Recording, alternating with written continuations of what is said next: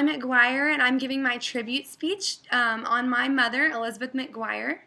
In our society, there are many idioms, such as the apple doesn't fall far from the tree, that address the parent-child relationship and how the parents affect who the children become. And for some people, when they hear these expressions, it's a negative connotation because they think that they're negative things about their parents are being passed down to them. But when I hear these expressions and these idioms being said of me, if somebody were to tell me that the apple doesn't fall far from the tree or I'm just like my mother, then I take it as a huge compliment because my mother is a wonderful woman and she's been my inspiration. And she is somebody that I want to model my life after.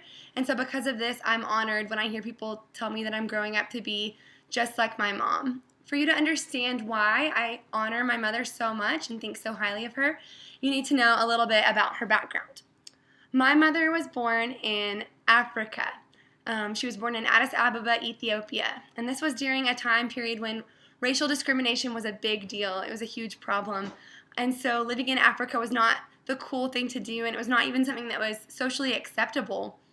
Because of this, my mother learned a lot about treating all people with equality. And she had a greater worldview than somebody who maybe grew up only in one place. By the time she was 2, she had traveled the world, and so I think many of those experiences, while she doesn't remember them, she did grow up in that family where that was something important, and that was something that they talked about as a family, and so she did learn to treat people with respect and kindness and equality. After she lived in Africa for a few years, she moved to Texas, which is where she grew up. She grew up with 3 brothers and sisters on a farm, and they didn't have much. They didn't have very much money. And so that, I think, instilled in my mother just a sense of gratefulness for the things that she does have. And she also learned hard work on the farm. She had to work for everything that she had, and so that was just very much something that she learned and something that she valued. And then in her later life, once she married my dad, they moved to Tennessee, which is where I grew up and where she raised her family.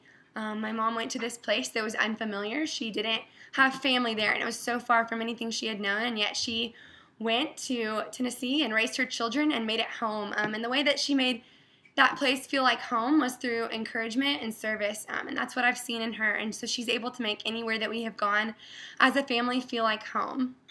And so these lessons that my mom grew up in her background and in her life are lessons that she has passed down to me in my life. And so she's been very much of a mentor in my life. I mean, she's my mother, and so I've spent my entire life learning from her.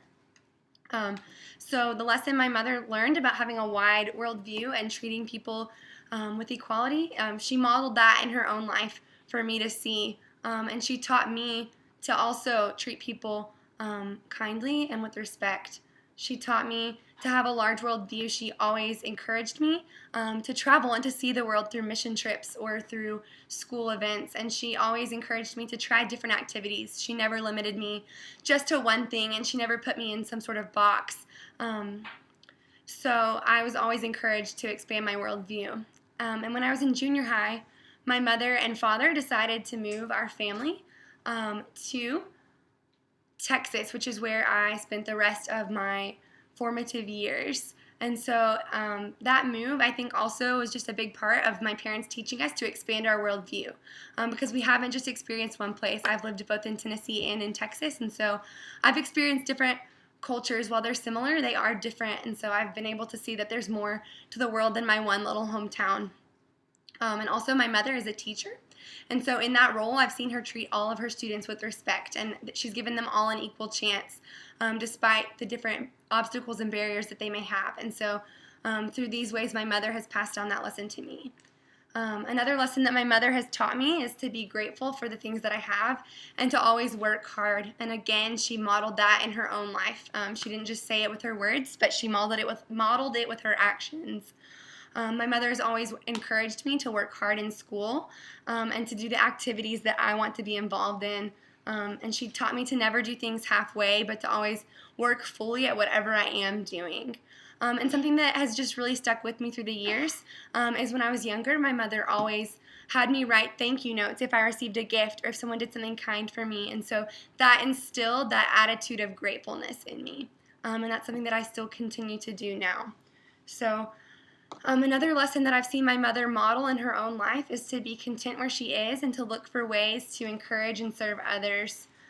She always looked for ways when we were young to go and serve people in our community every year. At Christmas time, my family would together choose a family who we knew who had less than us, and we would go and buy gifts for them so that they could have Christmas like we do. And we would always be serving through different ministries and different ways in our town, like serving in soup kitchens or just different things. My mother always modeled that lifestyle of service.